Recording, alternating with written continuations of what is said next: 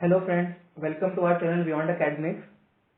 In the series of Company and Compensation Law important topics, today we are going to start with Chapter 4 Memorandum of Association. उसका जो topic है Doctrine of Ultra Vires. This topic is very important for the examination point of view. It has come in every year of your past year examinations. So, this video covers doctrine of ultra vires along with example. बहुत ही simple language में example के through इस topic को समझाया गया है इस video में. डिक्शनरी मीनिंग क्या होता है, सबसे पहले हम वो जानते हैं. अल्ट्रा का मीनिंग होता है बियॉन्ड, और वायरस जो है वायरस या वायरस, इसको हम बोल सकते हैं, ये एक लैटिन वर्ड है जिसका मीनिंग होता है पावर या पार. तो अल्ट्रा वायर्स का मीनिंग हो गया बियॉन्ड द पावर, और लॉ के लिए beyond the power of legal authority. Ultra vires का अपोजिट होता है आपका इंट्रा वायर्स. इंट्रा वायर्स का मीनिंग होता है with in the power of the authority. So doctrine of ultra vires. Doctrine meaning legal principal, ultra meaning beyond, wires means power. So, the doctrine of ultra vires implies those transactions or acts of a company which are outside the ambit of its clause or beyond the powers of the company. So, all the transactions which are ultra vires the memorandum of association shall be null and void. Null and void so far as the company is concerned and can never be subsequently ratified and validated, even though all the shareholders consent to ratify such transactions. इसका meaning वो decision या वो transaction जो company के memorandum of association के beyond the power हैं, उसको हम कभी भी रेटिफाई नहीं कर सकते, ना उसको वैलिडेट कर सकते, चाहे सारे शेयर होल्डर्स मिलकर वोट क्यों ना दे दें. अब हम देखते हैं कि ये पावर कैसे होती है और कौन से एक्ट हमारे अलाउड होते हैं और कौन से एक्ट अलाउड नहीं होते. So in the term of increasing in power, directors और आर्टिकल्स ऑफ एसोसिएशन जो है, अगर इनके बियॉन्ड कोई कंपनी डिसीजन लेती है तो उसको डायरेक्टर्स रेटिफाई कर सकते हैं, शेयर होल्डर्स रेटिफाई कर सकते हैं मीटिंग में और उसको वैलिडेट कर सकते हैं. लेकिन अगर कोई एक्ट या ट्रांजेक्शन मेमोरेंडम ऑफ एसोसिएशन और कंपनीज एक्ट 2013 के बियॉन्ड है, यानी कि वो लॉ उसको परमिट ही नहीं करता, उसके बियॉन्ड द पावर है, तो उसको सारे शेयर होल्डर्स मिलके भी किसी भी रेजोल्यूशन के थ्रू अप्रूव या वैलिडेट नहीं कर सकते, उसको वैधता नहीं दे सकते.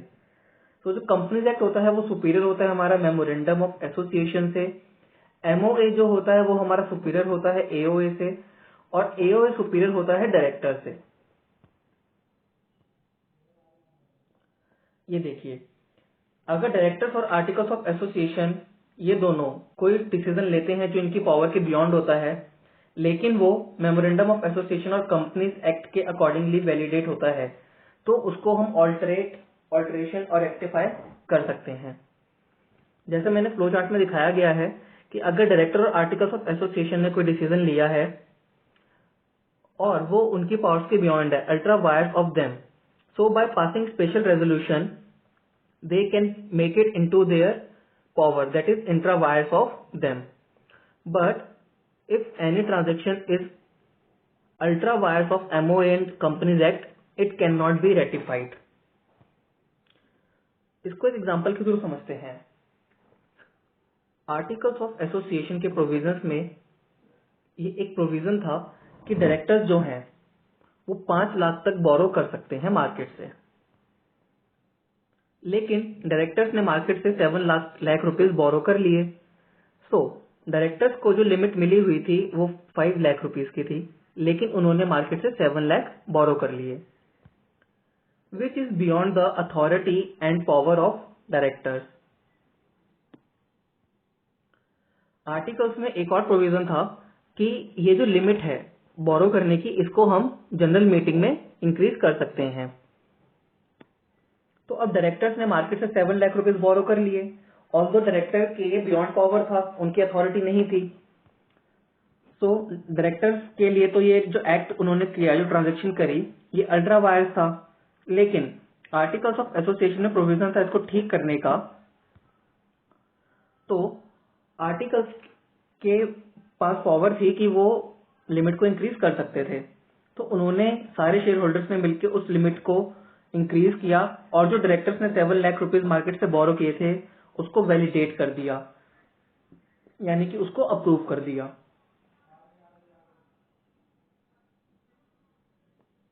इसका मतलब जो भी ट्रांजेक्शन डायरेक्टर्स या आर्टिकल्स ऑफ एसोसिएशन के बियॉन्ड द पावर होती है, लेकिन अगर आर्टिकल्स या मेमोरेंडम ऑफ एसोसिएशन में विद इन पावर है, उनमें इंट्रा वायर्स है, तो वो हम वैलिडेट या रेक्टिफाई कर सकते हैं। अब एक और एग्जांपल देखते हैं। मेमोरेंडम ऑफ एसोसिएशन में एक प्रोविजन है कि डायरेक्टर्स जो है मार्केट से 10 लाख तक बोरो कर सकते थे। अब डायरेक्टर्स ने सपोज मार्केट से बोरो कर लिए 12 लाख रुपीज। सो इसमें जो डायरेक्टर्स ने बोरो करे मार्केट से, ये एक्ट अल्ट्रा वायर्स था मेमोरेंडम ऑफ एसोसिएशन के भी, यानी कि ये मेमोरेंडम ऑफ एसोसिएशन के भी बियॉन्ड पावर था, क्योंकि एमओए में जो प्रोविजन था वो 10 लाख रुपीज तक का वैलिडेटेड था।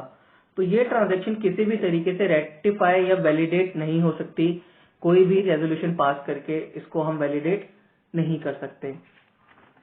So guys, this is the ultra wires doctrine of ultra wires. It is a legal principle which states that those acts which are beyond the powers of directors and articles, they can be rectified and validated, but if they are beyond the power of memorandum of association, they cannot be rectified. So I hope आपको ये topic बिल्कुल clear हो गया होगा। Please review and comment this topic.